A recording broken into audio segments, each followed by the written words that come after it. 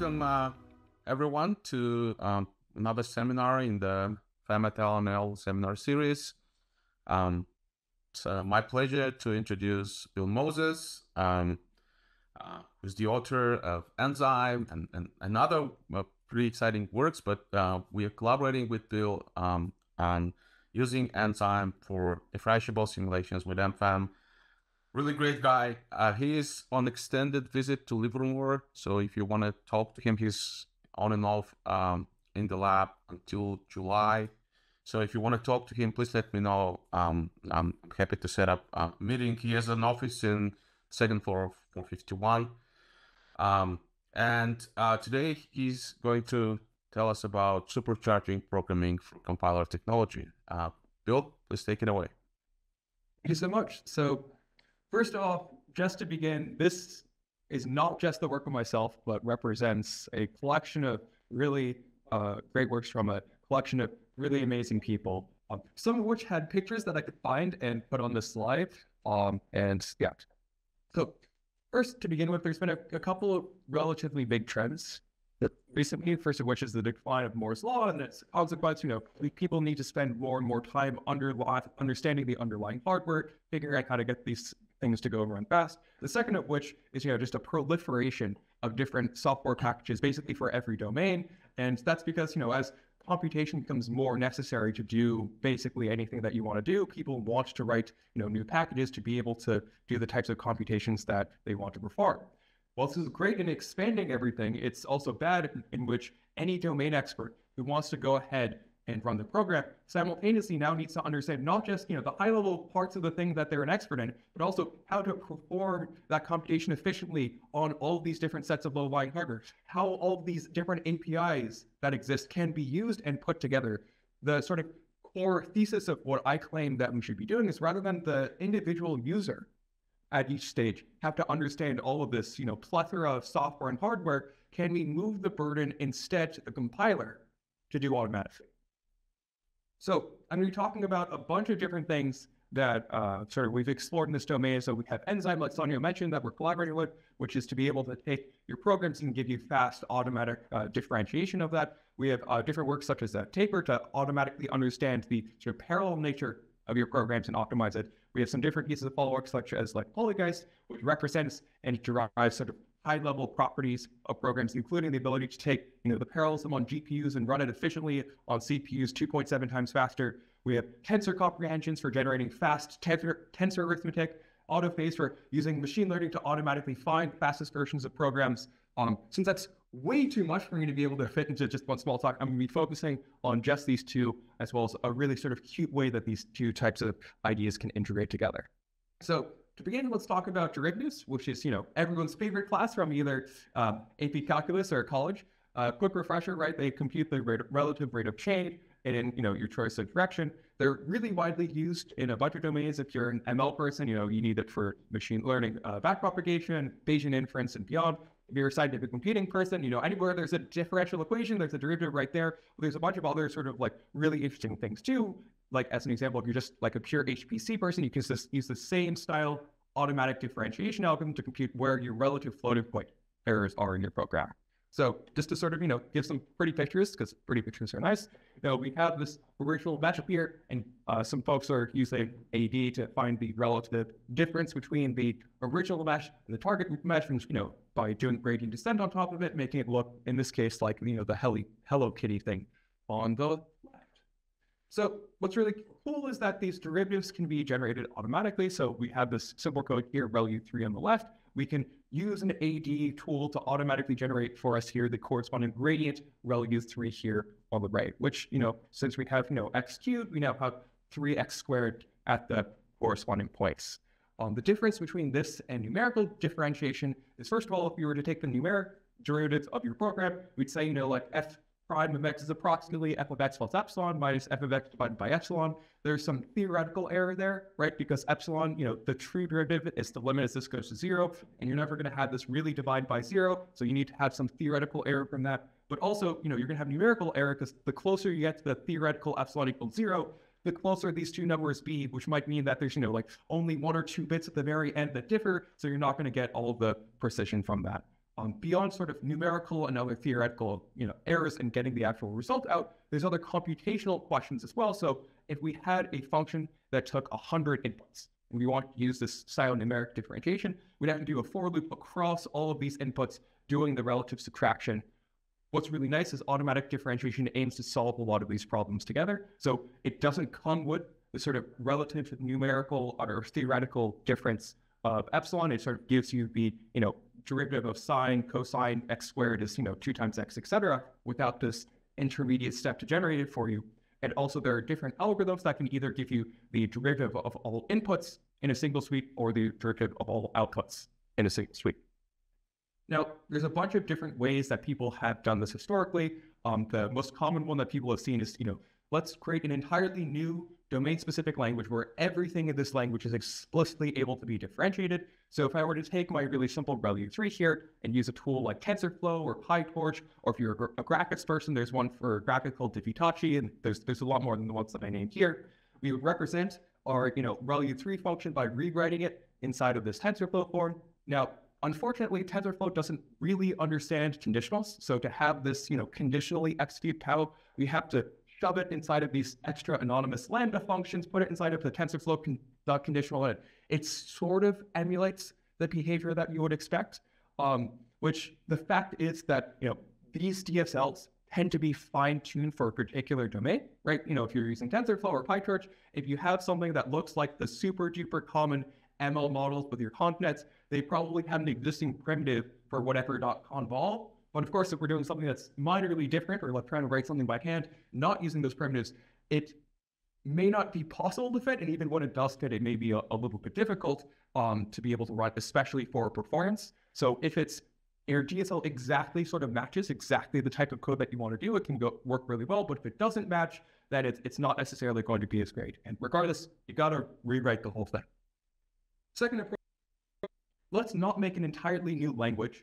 Let's pick a new subset of a language and define operators that can individually have their derivatives defined. So inside of C++, as an example, there's this code called adept. If you're inside of Python, there's a code called JAX that says we're going to take all of the sort of NumPy style operations and make a differentiable version of that. The adept version says take all codes that take doubles, replace them with now differentiable doubles. And now we can differentiate that. So if we were to modify this, say, to the C++ one, we template over it to take the differentiable double in addition to the regular double. The way that it's set up is it creates a stack of all of the individual instructions that are being run. So here, right, we're computing pow of x cubed. So when you actually send through your differentiable double, every operation will say stack.insert, a pow instruction, so it knows what's being run. Then when you go ahead and try to get the gradient, it looks at the list of all instructions that have been generated. It sort of, goes through iteratively each instruction that's been executed, computing the derivative for each element of this trace. An issue that comes up in practice is, right, not everything is designed to, once again, be used with these specific new differentiable versions of the types. And they also tend to come with a couple of limitations. So as an example, if you're using JAX, it doesn't really work with any sort of mutable memory. So if you have, big arrays or you want to modify things in place, you have to rewrite your entire program to be pseudo-functional. And similarly, right, if you have some, library function or whatever else, Python library function, a C library function, it may not take the differentiable version of these types. So you now need to either go modify this to be written with those differentiable types or define what the corresponding behavior is for these. Other issues, because we have that interpreted sort of thing here, running an interpreter is obviously a lot slower than go ahead and running a executable. So there's also a potential performance question that comes from there. Final approach is known as source-free writing. So the general premise here is rather than having to, try to define some new language or subpart of the language, we can just take the whole thing and generate an entirely new piece of source code. So as an example, there's this tool called adept for, C and top of C and Fortran. We would take, my ReLU3 file inside of my file.c and the corresponding headers. It would now generate for us new versions of my C files and headers that contain the source file of the definition. This, resolves a little bit of that problem I alluded to earlier of needing to, dynamically interpret all that stuff. But one issue that comes with it is, right, this intermediate point has to understand the entirety of the programming language that goes into it. So in practice, understanding the entirety of a programming language is hard. So, these tools don't necessarily support everything. So they have trouble with pointers. They don't support, like templates, dynamic classes, things like that. Fundamentally because, right, writing the entirety of a language support would be the same thing as writing a compiler, which we'll see in a second. So, and you comment on ADC, which is we call it quasi-famous AD tool. yeah, so Sorry, yeah, so I apologize. I forget whether or not it's operator overloading or source rewriting. I think it's source rewriting, but it falls in the same sort of general category as this right here. Like again, there's different choices of limitations where, especially as standards move on and the level of like pointer and other high level support. If I recall, ADC tended to be relatively good with like array style semantics and other things like that. But I think when you get structs on structs or other pieces like that, it gets a little bit more easily tripped up. I haven't used it in a bit, but yeah. Regardless of which of these approaches are your favorite, though, they all still follow the same general pipeline. So you have source code in your favorite language, you run it through your favorite AD tool, doesn't matter which. It generates for you new source code in that original language, and then you go ahead and run the compiler pipeline, which converts it to some intermediate form. In this case, LPM. We optimize it to make it run fast and then produce binaries for whatever target is that you're going for. This has two things that we want to look at. The first of which is, right, we need a new AD tool for each individual input language or other framework. And the second, which is, right, it forces you to run the differentiation before any of the program optimizations. So let's see how this works in practice. So I have this simple code here to go ahead and normalize vector, which is because I, as a physics undergrad, love normalizing vectors with all my free time. And so here we have this magnitude function. It runs in O of n. We have this norm function that runs now in O of n squared because we have the call to magnitude inside this loop. Now, of course, this is not the fastest way to write a normalized option, but fortunately, the compiler will note for us, hey, I could instead compute the magnitude function once outside the loop to be shared across all iterations, reducing now the runtime from previously O of n squared down to now O of n. If we look at how this gets differentiated, so if we differentiate now the optimized version of this code, the algorithm for computing gradients basically runs the program backwards, except replacing each one of your calls with a corresponding derivative version. So here where we had magnitude outside the loop, we have corresponding gradient magnitude at the other end of the loop. But like I said, this is not how any of these existing tools work in practice. They first run differentiation, then they run optimization. So if we were to first start with that O of n squared with the magnitude inside the loop version of it, we were to create the derivative. Now we have the gradient magnitude function now also inside the loop. But we could say, oh, we can still run optimizations after the fact, and maybe it'll fix it up. Unfortunately, in this case, the answer is no. And specifically this code, what happens is you pass in a variable dres, which is defined inside the loop, which means, right, it's not going to be defined outside the loop, so you cannot move it outside. So the sort of net consequence here is if we were able to move differentiation from where it is right now to be after and alongside the program optimization context, we can, in this case at least, generate asymptotically and, as we find later, empirically faster derivatives. And that's exactly what we aim to do with our tool Enzyme. So specifically, we pushed the differentiation now into the LVM level of the compiler, and that gives us a couple of benefits that I was alluding to. First, we can run optimizations both before and also still after program optimization. And because we're working at this sort of middle level of the compiler, we don't care about the individual source languages that go in. Like if you add a new C++ construct or a new whatever else, it all gets compiled down to the same sort of cross-platform assembly. So whatever new language semantics or features come into play, you will still be able to understand. In fact, even completely different languages get supported now in the same place. And is that always true? Because it seems like very many cases optimization obscures what would be a subsequent optimization such that you then can't do the second optimization. And it seems like this is sort of hit or miss as to whether or not you have to sort of get lucky that it's this sort of problem. So their optimization up front and do the transformation and then and then have something to optimize afterwards. Sure. And so the variant of this problem, which again, independent of AD, is usually referred to as phase ordering, in which you have a bunch of different optimization passes or phases that you can run, and picking which one to run first or second or whatever else, can result in different performance We've actually done studies on this, and I'd be happy to talk about it offline. In the context here, what we found empirically is doing optimizations that reduce the work of the original program, like sort of alluded to earlier, where we had the reduction of the work by loop invariant code motion from O(n) squared down to O(n), or say common sub-expression elimination, almost always are beneficial to do here. Things that sort of change the heuristic properties, right? When you're deciding exactly what amount to enroll, that may depend on the amount of code, that usually ends up being better over here. But again, this is... So then to a certain extent, your transformation is knowing where to also fit it into the phase ordering of the transformation of the optimizations. Partially, yes. I think the sort of like the first benefit that you get out of this is now we can sort of put it at a different place than just always at the very beginning. Yeah, sure. And then there's subsequent research questions in terms of like how and where is best to combine all these things together. But yes. So just as a brief sort of example of this, so we have that ReLU3 code here. The corresponding LLVM, and secretly a tutorial on how LLVM works, is going to be represented over here. So you have basic blocks where each of these blocks contains a bunch of instructions that are going to be executed together. Control flow, like if statements, loops, and etc., is denoted by different basic blocks with edges between them to denote which one goes where. So in this case, we will conditionally go to this block and thus conditionally execute the POW. And then as the return, we will either pick the call instruction if we came from here or 0 if we came from the start.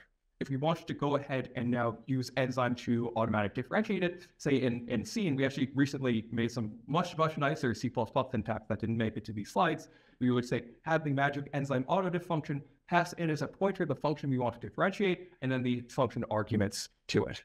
So the first phase in the automatic differentiation algorithm is we take our program and we go ahead and analyze to figure out what are the individual values and instructions that could change the derivative.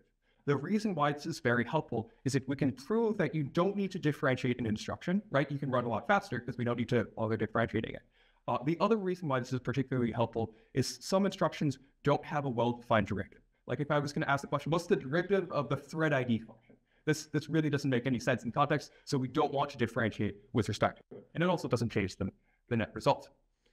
Next, for all of the variables that we have deduced, may impact the total derivative calculation, we're going to go ahead and zero what's referred to as shadow memory, where we're going to store the intermediate derivative computations for each one of these variables. The reason we zero it, at least in reverse mode, is because it works by plus equaling or appending in all of the partial derivatives. So at the end of the program, we have the total derivative. So we start with 0 so we can add to it.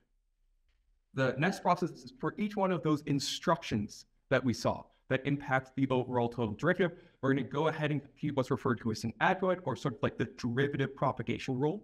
So it's a very specific example, right? You have here x cubed. The corresponding derivative of x cubed, right, is 3 times x squared. So we basically say the derivative of the input is 3 times x squared times the derivative of its output. And that's what this propagator does down here.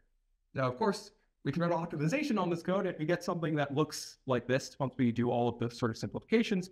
And if I were to have written this code, it sort of, corresponds to this handwritten C code, which is basically what I would have written by hand. So good job, automatic differentiation tool. You get a very nice, concise answer.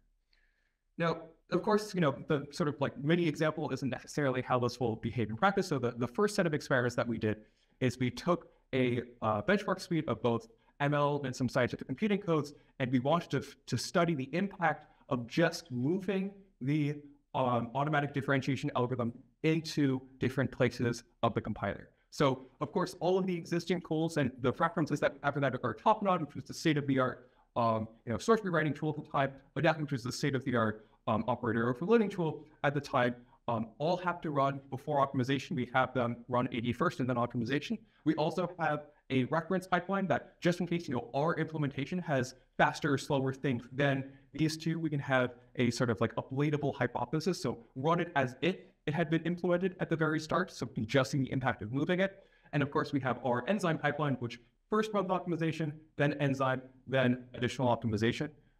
Like you sort of alluded to earlier, a natural question is, why are you running optimization twice in these cases? And the answer is that, compilers are written by people like me who are very much not perfect, and sometimes running optimizations multiple times can actually speed up your program, or even worse, slow it down. And just to keep the total number of optimizations consistent across all the areas, we ran the same set of them on both. So here we study the specific impact of, again, how much the run-in optimization before versus after automatic differentiation matters. So here, this is sort of done as the relative speed up. So higher is better. You can think of it as like more images per second or more, like throughput you get out. So there's a couple of different places here that are interesting to analyze. First of which is overall, if we compare the enzyme pipeline in blue and the reference pipeline in orange, you get a total of a 4.2x speed up on average. Now, of course, this is not necessarily distributed evenly throughout your program. So if you look at, this collection of sort of like ML benchmarks as an example, so we have the LSTM model, gets like a 2x, bundle analysis, 2x, the GMM gets like a 4x. There's some reasonable amount of optimization that's like, important for these to be able to run in practice. So running optimizations first, contribute to this gap here. If we look at, say, the FFT or the Russell Rater tests, these were already super hand optimized program. So doing any optimization to begin with didn't really change the program. So you might get like a little bit here, but it's not necessarily as much. In contrast, if you look at, say, the Euler, the RP4 test, so these are, libraries that use, the Boost ODE and template library, and, templates are notorious for generating a bunch of random code to be sped up in the background. So they make a gigantic difference by virtue of being able to run any of these optimizations first. Now, this is really cool, but, of course, to begin with, this was just a general algorithm for AD. It doesn't have anything to do yet with sort of parallelism. So previous to our studies, work hadn't really explored the combination of taking existing GPU code and performing the gradients or reverse mode AD effect. And the reason for this is that doing so is a hard problem. First of all, if you have any sort of generic parallel control flow, what you would have originally as a parallel for loop that only read from the same location across all threads, which is perfectly safe, would lead to a write at the same location across all threads, and that is very much incorrect to do, because then that you'd have a race. Second sort of reason is beyond sort of like the reads becoming writes and writes becoming reads. These GPUs, other sort of pieces of hardware, have very specific characteristics that makes it hard to write efficient code, right? You need to make sure you use the most of your shared memory and you chunk it up in the correct way. You need to distribute the pieces all efficiently. And of course, first of all, especially if you're adding new code, but let alone the fact that you have, potentially not the best versions of this to begin with, making sure that these fit to whatever your generated program is itself a hard problem. And finally, right, your GPU, like your 3080 might only have, like 10 gigabytes of RAM. We double that or do whatever else. Suddenly we're using too much memory for that, and it prevents the entire thing from being able to go ahead and run. Beyond sort of the questions earlier of just doing this at all, there's another question of how you do so efficiently. So as a quick example of, generic problems in reverse mode AD that are required for practice, suppose here I have some code saying like, the output of I equals x squared. Then I set x equal to 0. Then when I want to go ahead and compute the derivative, right, the derivative of x squared is 2 times x. So I say that the gradient is, 2 times x times whatever. But of course, this x is not the same as the original x because we've overridden it with 0. So as a consequence, to ensure correctness, one thing that we could do is we could hash the variable x that we actually used to guarantee that we get the correct derivative with respect to what actually happened there. In practice, what we saw is for CPU-style programs, optimizations that we were able to run first, reduced the need for these caches quite dramatically to the point that, the performance was reasonable and we got the speedups that we saw. The problem is the complexity of the GPU sort of memory hierarchy means that those existing CPU and LVM optimizations were not sufficient to be able to reduce all of these caches to still run efficiently on the GPU. So what we did to sort of resolve this is we went ahead and we built novel optimizations, both that were specific to automatic differentiation, being able to improve, but also just generically could speed up GPU code, even if you had nothing to do with differentiation. So as a quick example of one of these guys, we have this wonderful cache reduction min-cut algorithm. So here we have, the sum equals x plus y. We use this variable in some way, and eventually we overwrite it. We want to compute the derivative, right? So now we need that sum variable in the reverse pass to be able to compute the derivative of the use function. Of course, since we're doing x plus y, the derivative of x plus y doesn't use x or y individually. One thing that we could say is, x and y is overwritten. So throw the overwritten variables, like keep the overwritten ones restored so we can do the computation. But instead, we could also just say that, hey, x and y, again, not need an individually to compute their derivative. We only need the sum variable. So we can instead cache just the individual sum. Sort of generalizing this slightly, we can look at all of the variables in our program. We can make a graph out of them. We can mark all the nodes on it that are overwritten, and we can also mark all the nodes of it which we actually need. We can then do a minimum cut across this graph to figure out what's the minimum number of variables that we need to preserve. And this is just like one example of the types of cache and other optimizations that we have added. The effect of this is, we built a ton of these in our paper that went to SC21. There's some AD specific ones, like I said, for like the miniput, but we also have cache LLCM, cache forwarding. We have some GPU specific ones, like, just general keep to stack, merging allocations, etc. If you want to read more about them, happy to talk about it, or, point you the paper.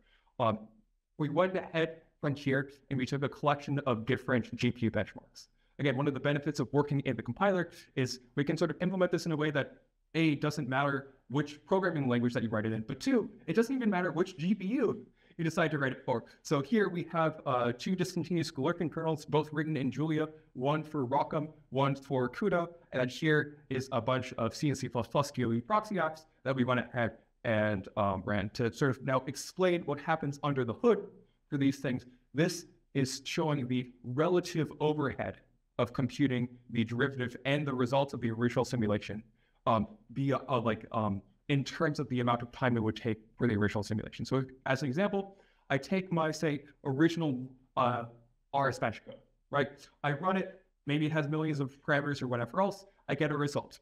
I then also, run my RS bench sort of grade 8 version of the code, and it computes for me not just the original results of the simulation, but also the derivative of potentially millions of inputs that were all specified there. So this 4.2 number represents the fact that I can compute both the original result and the derivative of all of the potentially millions of inputs in the equivalent of 4.2 calls to the original simulation. Now, all of these numbers are, generally reasonable within a factor of 10, which is typically very, very good for all these differentiation things. There's, of course, one exception to this discontinuous Galerkin kernel on CUDA, which is literally the same code as the discontinuous Galerkin code on AMD. And the first time that I actually gave a version of this talk was at GTC, NVIDIA's GPU conference. And the actual reason why this was so much slower is that there was a bug in CUDA's memory allocator. Because I gave the talk at GTC, the great people at NVIDIA assured me that, this will eventually be fixed. I didn't actually go rerun these numbers since, but hopefully it now is similar runtime to the AMD one. However, the more interesting question to answer here is not one of the total performance, which is still obviously important to all the end users of these things, but going back to our hypothesis of how important it is to have integration of all of these tools together inside of the compiler. So we could imagine doing what we did for that first test, where we first ran differentiation on the unoptimized code to emulate what would happen if you did this on source. So what's plotted here is, again, the relative overhead of all of this stuff. And if I did this where I took the unoptimized version of the code and I ran it through the differentiator, 5 out of 6 of them failed to run or otherwise the system. One of them does still run, and its overhead is merely 2,900x. So, I mean, that's something, but probably not great. But yeah. And as the credit rate, Yeah. how do you calculate the overhead, right? How did you calculate it? Yeah, so we ran the original simulation and we also ran the derivative simulation. And then this number is the time to run the derivative simulation, which is, again, both the original result and the derivative, divided by the time that it takes to run the original simulation. So that is what this number represents. So a theoretical number of 1 represents that the derivative takes no time in addition to running the original simulation, except if that. Okay, cool. The next thing that we went ahead and did and said, okay, how much of an impact did those original optimizations in LLVM matter? Just like in the sort of first test. So, it substantially improves the state, right? We got, 3 more of these guys being able to run. They have overheads of, like 26x, 6,000x, 1,000x. The one guy that actually ran before with the 3,000x overhead is now actually 2.4. So that's actually decently reasonable, but still, this is not necessarily that great, but still dramatically better by running some amount of optimization first. Now we go ahead and add those additional GPU-specific optimizations and differentiation-specific optimizations, which really are only possible because we're in a compiler where we can run these analyses and understand it, and that's where we get these dramatic speedups down to the ones that we saw before. And the real sort of takeaway from this is that, and in this case, you want to do AD on the GPU, keep correct things and make it fast. It's really intractable without the ability to run program optimization alongside it. Now, there's a bunch of these applications of our AD tool that have got into use. So the original little Hello Kitty thing that I alluded to earlier, actually some graphics folks from, I think it's UCSD, are using it. Obviously, FEM team right here. We have some folks who are using it to image black hole. They got a more than 100x speed up, reducing the time of their image, which was running previously on a cluster, from 5 days down to an hour. We have folks using it for differential climate, different sort of exascale materials, and even some, bio mechanics that I don't entirely understand, but it's still very, very fun. However, a big question, of course, that comes with these big applications is these big scientific computing applications naturally, require parallelism to be able to run efficiently. And there's a bunch of different types of this. There's multi-core parallelism, distributed parallelism, accelerator-style parallelism. But when you have big code, you have big compute, you have big data, you want to be able to have equivalent hardware to be able to match this in a reasonable time. So once again, love normalizing vectors. Let's go back to our normalizing vector example. So again, we have our O of n here, we have our O of n squared here. Let's say I've got a really big vector, like 64 million nodes. And I go ahead and run this on my serial CPU, and it runs in like a third of a second. And I say to myself, I'm on an 18-core machine. Why don't I change this P4, this regular 4, to a parallel 4? I can get so much more performance by not just using one core, but I can use all my cores. So I go ahead and replace that with a parallel for loop instead of my original for loop. And I go run it, and my 18-core running time is now merely 180 seconds, which is, like 1,000 times slower than the original code, which I mean, I'm trying to make it faster, but we did something. We can now still keep the parallel for loop, and we can run it on one core. And we see that the one core running time is, 2,600 seconds. So it's getting parallel speed up. It's just not nearly enough to outweigh the fact that the serial one, without any parallelism inside of it, is just so much better. So the natural question is, why? So once again, answering that question requires looking at the entire sort of program compiler pipeline. So we take our original parallels source code, and that it gets converted into LLVM, and that converting to LLVM translates that parallel for loop into runtime calls to your favorite parallel framework that you chose to use before. Then you go ahead and optimize your program, and finally, again, you emit the version of it. So, and in the case of the code before, say I used now Johannes's favorite version of parallelism, but we used one from my advisor, which funded this work, and we used Silk. Effectively, what would happen is you would take the body of this for loop, you would make it into a separate function here, passing all the arguments, in this case, through a struct or extra, vars or whatever else. I'd take this function pointer, pass it to a runtime function. Again, this is the Silk runtime, but same applies to OpenMP or whatever else runtime that you care about. Pass in the arguments and go ahead and run it. And, if I actually look at this program, even as a person, let alone a compiler who is much more difficult time trying to understand the crazy things that we write, there's no for loop here. I can't even prove that this is run multiple times. And even if I knew that it was run multiple times, it's not obvious how I could move code outside of this weird function runtime to be able to, do redundant code elimination. And that is exactly why, whereas in the previous case that I showed earlier, we were able to move magnitude outside the loop, and that's what does happen with serial code. Now, because we have this parallel construct, it sort of acted as a barrier to optimization, so we can't do that same motion of magnitude outside the loop, and thus why the parallel code runs so much slower.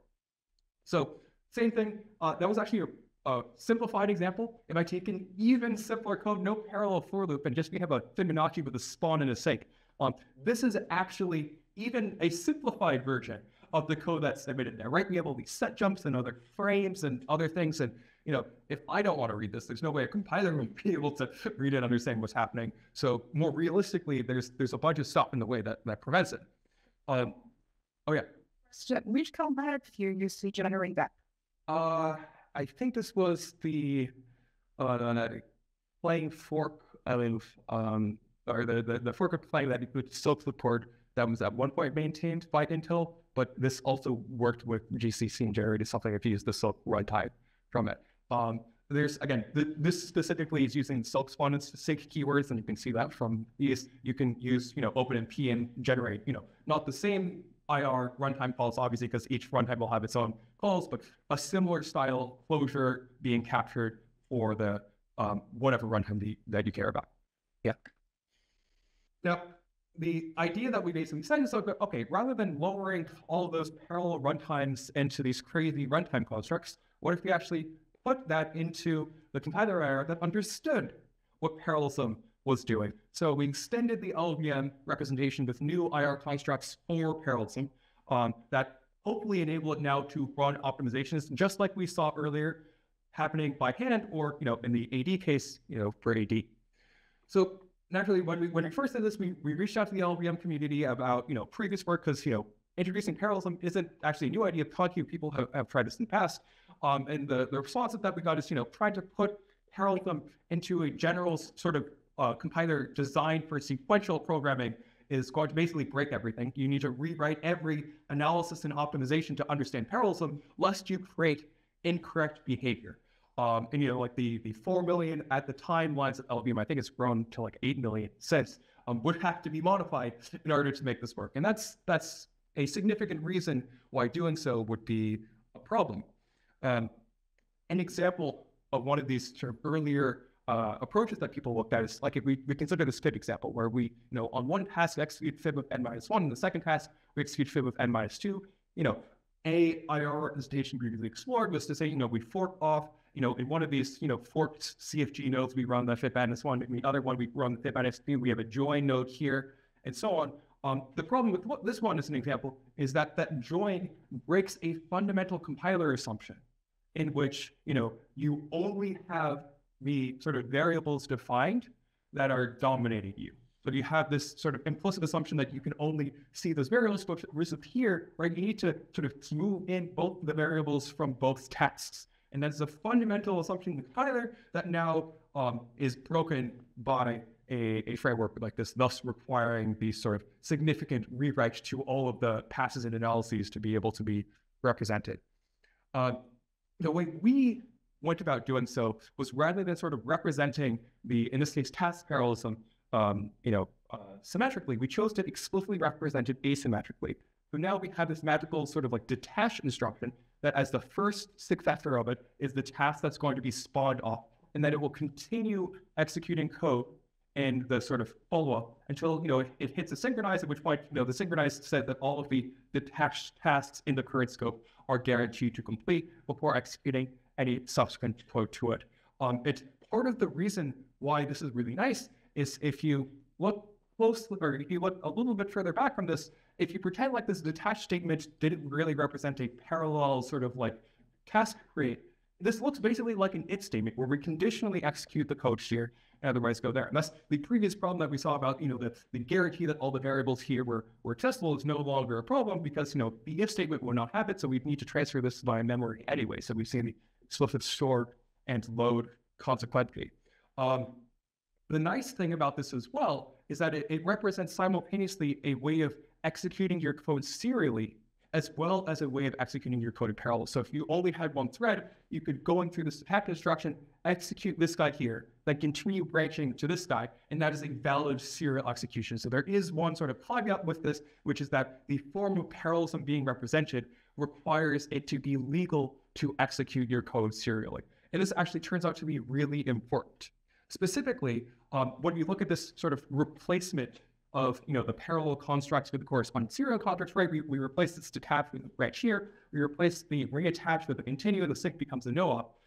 The fact that we are both representing the parallel form of the program and the serial form of the program at the same time means that all of those existing analyses on the serial program basically can now understand the parallel program by very minor modifications to understanding the serial semantics equivalent to that parallel program, or the serial projection is the term used specifically. So as a couple of ways that we can explain the validation of correctness, so we define the memory properties of the detach and sync such that the detach has all of the reads and writes of the code inside of the detach task, and similarly for the sync. So a style of illegal optimization is you want to prevent the compiler from creating thread braces that would otherwise produce incorrect behavior, such as an example, we could move code into the detach, right, which now might race with something else, and in other words, we would have accidentally made it in parallel. This type of thing is made illegal because moving it down past the detach means that it needs to be legal to move, whatever memory loader store has the memory loader store semantics here, right? And if this memory semantics contained so that it read to the same memory that you were, supposedly writing to here, it would be illegal to move these things, so you cannot move it into there. And thus, we provide a similar level of guarantee that you would have expected out of your parallel version of the program by preventing code optimization using the memory semantics of the new parallel instructions. So is this to say that you have a memory model that is the same between serial and parallel? It's not necessarily saying that the memory model is the same as serial versus parallel, but it's sort of saying that we can ensure that the parallel, that any computation that would result in a thread race can be prevented by modifications to sort of the serial projection of the memory model. So here, we define the memory model semantics of the detached thing as containing these pieces, and it's not saying that the parallel and serial have the same semantics, but it's saying that we can prevent the addition of new races by, putting the memory semantics here that would otherwise forbid the code optimizations that would generate them. So restricted to race conditions, they're equivalent. Yeah, you can still do other styles of optimizations, right, as an example, if you had just an x equal or an I equals fib of I or whatever else, right, that didn't touch any memory, you could move this inside or outside of that because that wouldn't result in any different sort of program behavior from the context of race conditions, but that would be, a different serial versus parallel programming. This comes with the can of words and caveats, but it also does mean that now, from the context of you're not producing additional parallel races, you can still optimize your parallel program just as easily as your serial program, which is nice.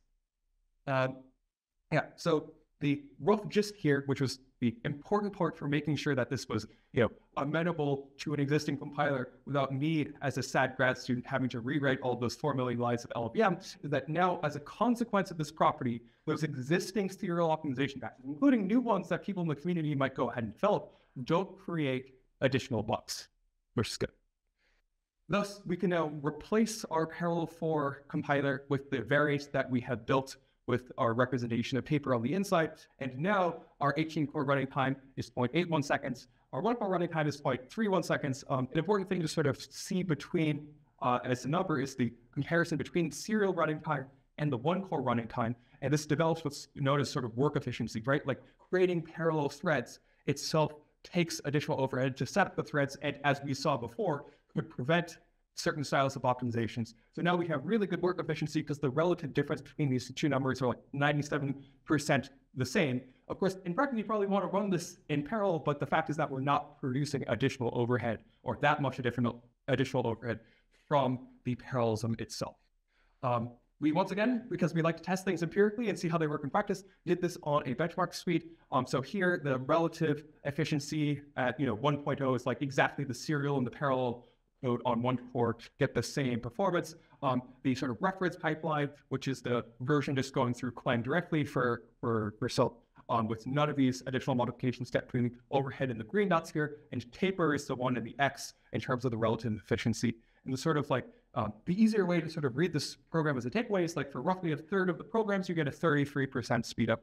And once again, it's like I mentioned before, not all programs will get, the same amount of speed up because sometimes parallelism actually comes with contention and locks and so on. So you can't get these two to be exactly the same. But, the fact is a lot of the parallel overhead tended to come not because of, theoretical parallel reasons where there's contention, but really there's optimizations that should have been happening on your parallel program that we've been missing out on just because we didn't represent parallelism nicely in the compiler. We've extended this in a bunch of previous pieces of work. Like I said, I don't want to have this talk go super duper long, so I'm not going to talk about all the really exciting things that we've been done since. But one example of a successor to this project that we've done relatively recently is we have this tool called Polygeist that extends beyond just sort of multicore errors, but to have a good representation of all of the things that you need for sort of device accelerators like shared memory, synchronized, etc.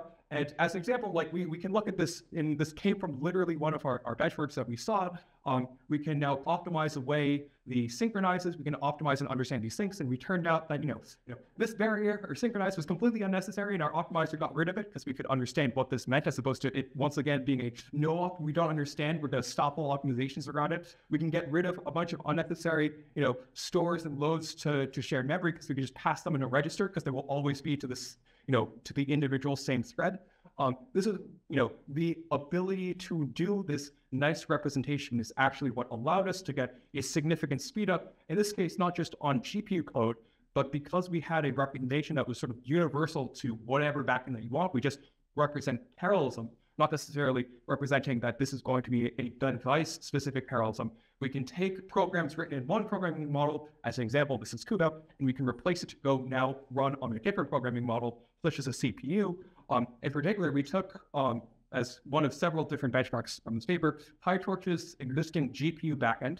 We compiled it with our compiler. So we take all the kernels inside of PyTorch, we had it emit out new code, and emitted now, OpenMP CPU versions of these kernels. And our backend that we compiled from the GPU to CPU turned out to be 2.7 times faster than the existing PyTorch CPU backend, partially because of the ability to cross-optimize all of the internal pieces of the program. What's really cool is I'm going to sort of now talk about differentiation and parallelism sort of together. So, the fact is that you talked about how to put differentiation in the compiler and the benefits that we get from being able to combine that with optimizations. We talked about the importance of putting parallelism in the compiler and the benefits that we get from being able to combine with optimizations. If we have them in the same compiler, we can now consider doing parallel optimizations even more so alongside AD.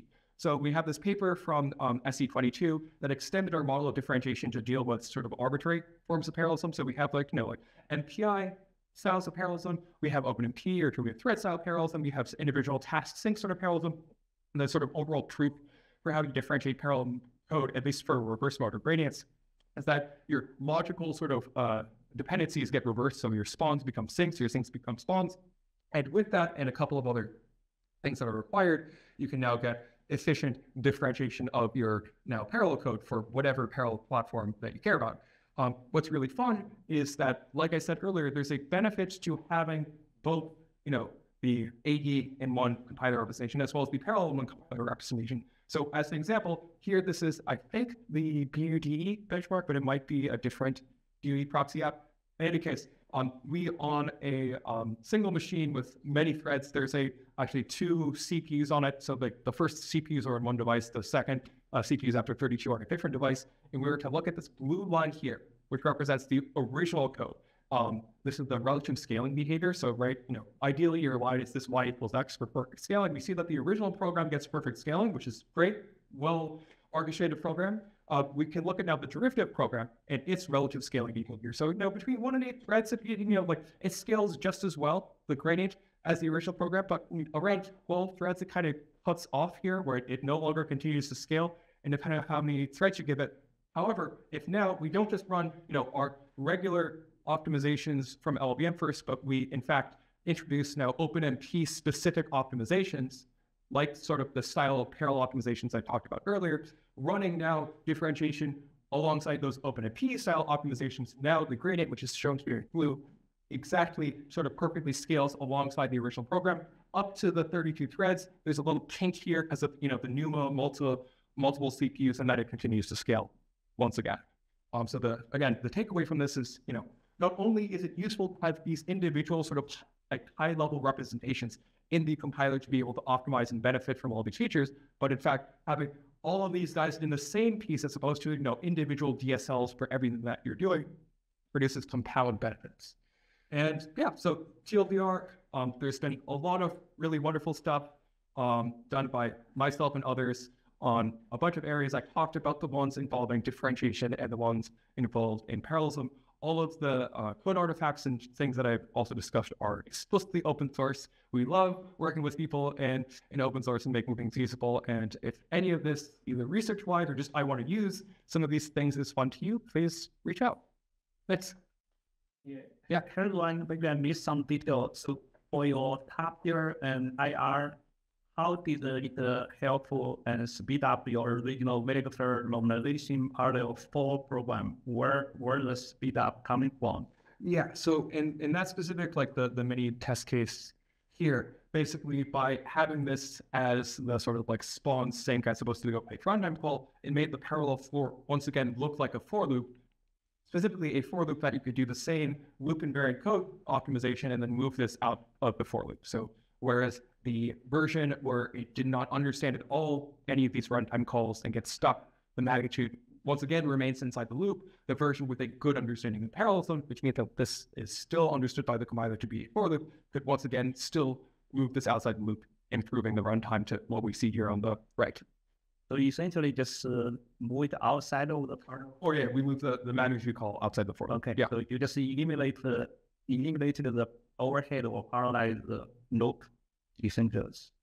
In this case, it isn't really reducing the overhead of the parallel loop due to extra spawning the parallelism, but it's reducing the fact that here, otherwise, each parallel iteration needs to call the magnitude, which then means that there's a lot more work that needs to be done versus, making it once to be used by all loops is a significant reduction of the work. It's just a loop invariant optimization. Yeah.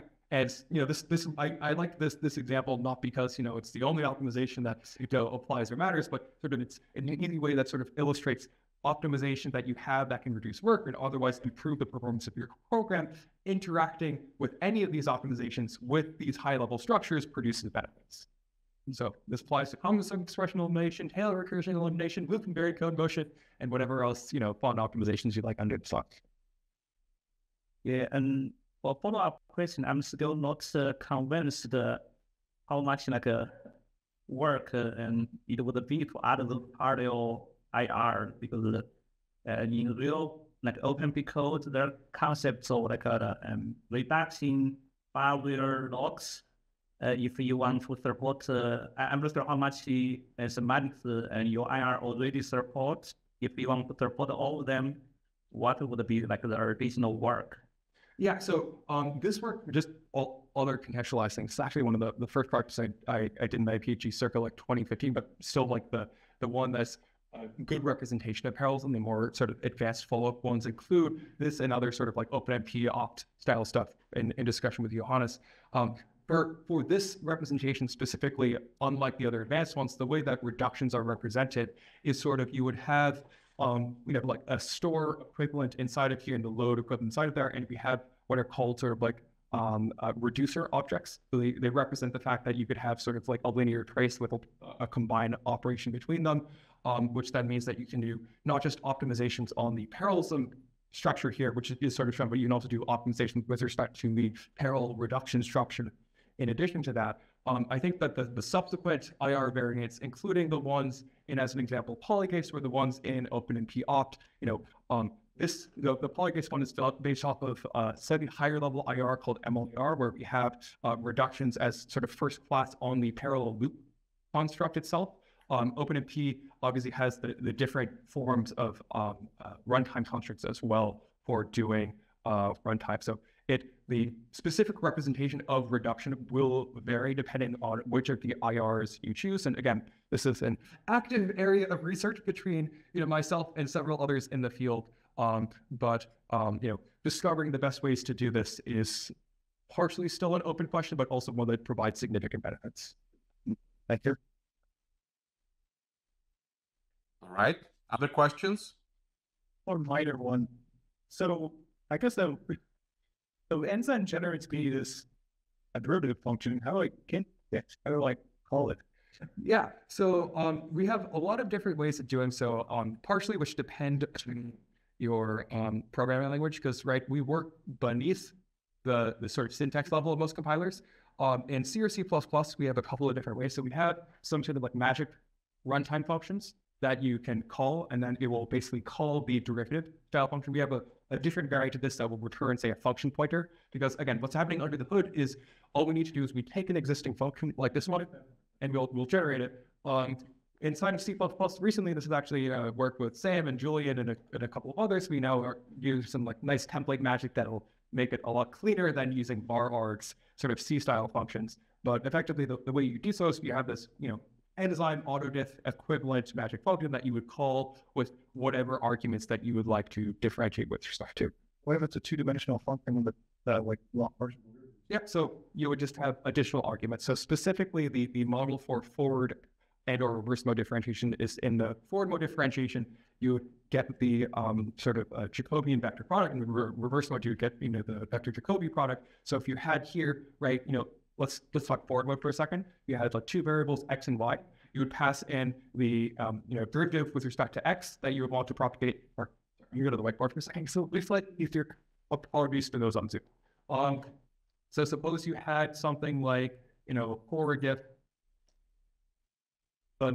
S, and it itself was a function that took in x and then y and various d's and like smaller legs. So basically here you would pass in, this is the dual of x, this is the dual of y. So what this would return, it would be, df dx times whatever, let's just call this, shadow x times shadow of x plus, in this case, df dy times shadow y in one call. So we're taking the partial derivatives with respect to the individual inputs, summing over that and getting you the total derivative of all of these partials for the result in forward mode. Reverse mode does basically the same, but again, it does the opposite direction.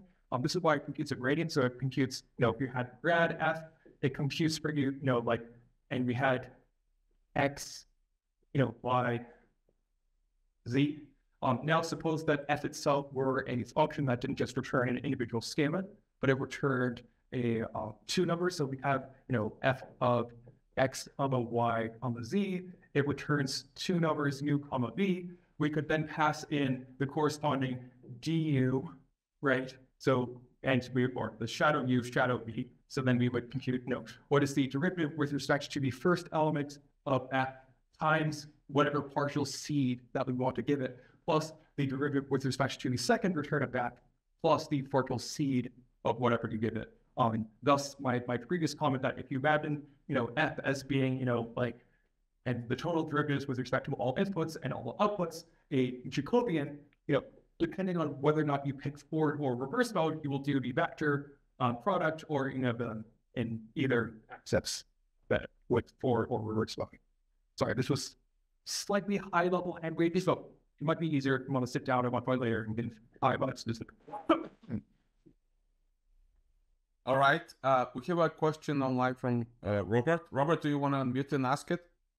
Yeah, so I know there's plans to bring Enzyme into LLVM proper. Are there plans or future plans to also bring like your Tepure and the Polygeist? I guess I'm assuming they're plugins also into LLVM at some point. The Polygeist itself is right now its code base is many different things. It also includes a modification to the C and C++ front end to sort of fuse the CUDA IR and the sort of host side and device side into one IR module. And in LLVM, the way that's represented is your host code's in one code base. The device code is in one code base from the perspective of LLVM, so you can't see or optimize between them. We have an extension that Polygeist has, so you can see both of these together, which is obviously important for optimizations across such a parallel boundary.